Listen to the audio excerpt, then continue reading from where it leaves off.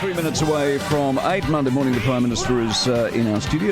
Very good morning. Good morning, Mike. The letter from Judith Collins, I thought was a good letter, and I was just saying before the news, I hope people get to see it in the detail, because a couple of things. One, the Palestine thing was a revelation to me. I mean, can you explain it in any way, shape or form why a union would have number one on their list Palestine? No justification for it, really, and it just sort of speaks to the members sort of not being represented by their union very well. And I think if you're a parent or a kid or a patient sort of seeing what the action is, I think people understand it's politically motivated, and we just want them to get around the negotiating table.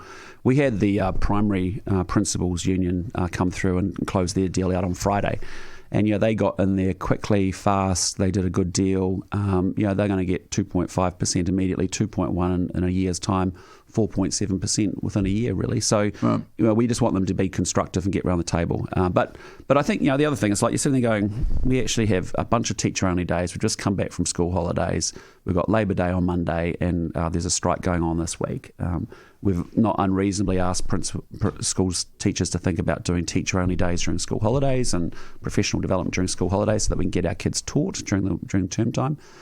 So, look, I just think, there's a bunch of political motivations going on, and they just need to get back to the table. That was the other revelation in the article for me, in the letter for me. And Judith claims they rejected that. So your business of doing your teacher-only days and holiday, they rejected that. Do you have no control over them? Are you not ultimately their employer?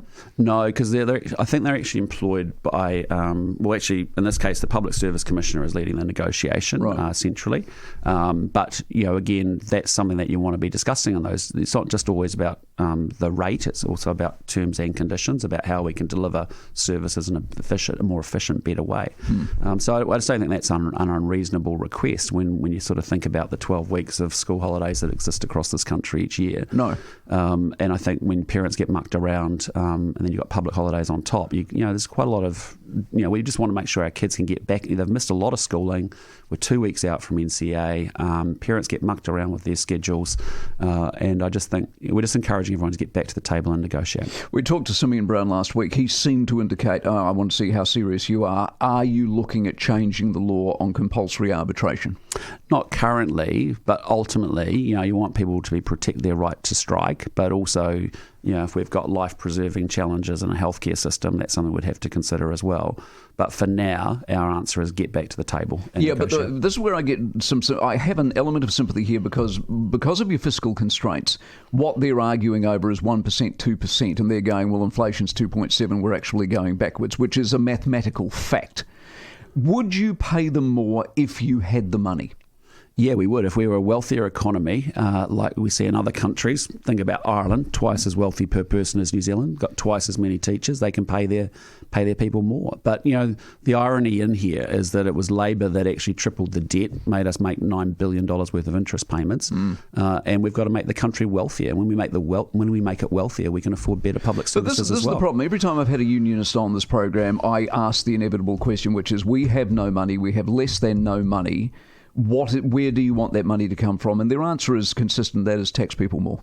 Yeah, well, borrow more, tax more, spend more, right? That's the thing, and that's what's caused the mess. That's what's caused inflation and interest rates go through the roof and caused suffering for regular working folk in New Zealand. So this is the political/philosophical debate, I guess, we're having at the moment. These numbers in this letter, do you see them, whether it be primary or secondary or indeed doctors or nurses, are these wages that are in this letter, to your mind, reasonable wages? Forget your 1 or 2%, but does 66% of primary teachers earning a six-figure salary, does that strike you as a fair wage or not? Yeah, look, I mean, we have to start from where we start with current set of wages. We would love to pay everyone more, but for that to happen, we've got to be a much wealthier economy. And what you have to do is just make sure that people are protected through the cost of living and through inflation. And that's why a lot of our conversation and the terms, and that'll be between the employer and the unions, is around inflation-adjusted sort of settlements. But, again, we're not going to backdate payments, and that's as a result, I think members are going to be every week of a delay that's been going on is actually not serving those members well. No. Winston Peters and Fonterra, is he on a thing here? Is this going to turn into something where you're going to have to bang some heads? Well, look, I think the last thing farmers want is politicians telling them what to do. And, he's doing it. Yeah, he can do it, and I've got a different view from him as to what I think is the right, what I think they could do. Is he in a position to threaten regulation? No, look, the farmers, this is their business, this is their livelihoods, it's their decision ultimately, and and I trust our farmers to do what they want to do. That's up to them. But politicians can have their reckons. Winston's got his, I've got mine. I actually think the consumer brands business is not nearly as profitable as the food service and ingredients business. It's a higher margin business what they're doing, and so it's a good thing to sell it. To be honest. Well, there's an alliance vote today on the Dawn Meats thing. Would you sell that as well? Yeah, look, I mean, they're commercial decisions, and you've got to be able to access capital if you want to expand or protect that business. They look like they're with a really good partner. But again, why would government get in the middle of all of that? That's up to individual businesses to work out how they have capital, and it's up for those shareholders and owners to make those decisions. I couldn't work out over the weekend. It said that there's a flood, their word not mine, a flood of visa applications from 200 parents. This is the parents' visa for people in the country and the changes you made to the visa. So is 200 a flood? I don't think so. I mean, that's. I'm just trying to work out whether it's a flood or whether it's a trickle. That feels like certainly at the lower end of what our expectations were and what we planned for. But again, what we designed there was to say, look, if you're a migrant to New Zealand or a new New Zealander, you don't have any family support, you want to be able to access that, you can. It comes at quite a high cost because we need to make sure that they pay for their own costs around healthcare and the consumption of infrastructure. What's inflation today, and does it worry you? Look, it'll be interesting. I mean, it could bounce around. I don't know the number. I haven't been told. But it could be, as you've heard people say, it could be bouncing in around 3%. What the Reserve Bank of New Zealand looks at and what we sort of look at is what's the medium-term inflation. It's supposed to be 2% next year, which gives them confidence to keep lowering rates. I think there'll be a bit of swings and roundabouts. You're seeing massive growth in red meat prices around the world. Yep. You're seeing, dairy. On the other hand, you've got rents the lowest it's been, I think, since 2011 at the moment. Yeah, rents are good. And interest rates coming down. Yeah, but the problem is what you're worried about politically. And council rates, a big part of it too. Yeah, exactly. So 12.5%. Exactly. So the council's the problem, the power company's the problem, the insurance company's the problem. And so what do you do about that? Because that's the political part of the equation, isn't it? The biggest part of it is council rates. It's about 12.5%, and you think about inflation running at 2.7 today. So it's a big contributor to it's about, I think, 35 basis points of that is actual council rates.